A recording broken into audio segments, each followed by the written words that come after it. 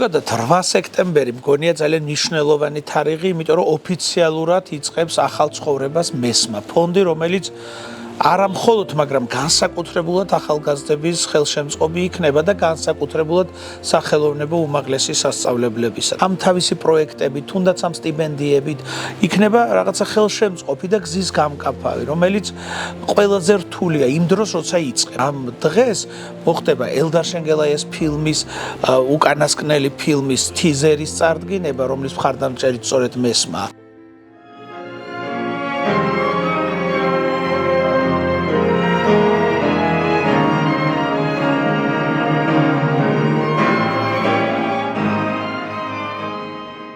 ძალიან სასიამოვნოა და მადლობელი ვარ, რომ მომეცა საშუალება მივიღო მონაწილეობა.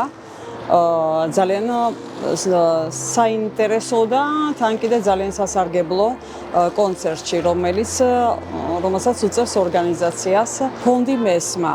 Შემთვის ძალიან დიდი პრივილეგია, რომ ამ კონცერტში შემიძლია, რომ ჩემი პატარა წვლილი შევიტანო. და უსურვებ ძალიან დიდ წარმატებას ფონდ მესმას, რომელიც დღევანდელ დღეს ძალიან მნიშვნელოვანი არის ყველასთვის. მინდა წარმატებები უსურვო მესმას, მე მართლა მესმის, რომ დაწყება არის შესანიშნავი, ეს ჩანაფიქრი არის არაჩვეულებრივი, კარგ საქმეს აკეთებს. ფონდის მიზანია ქართული კულტურის განვითარების ხელშეწყობა, მისი პოპულარიზაცია.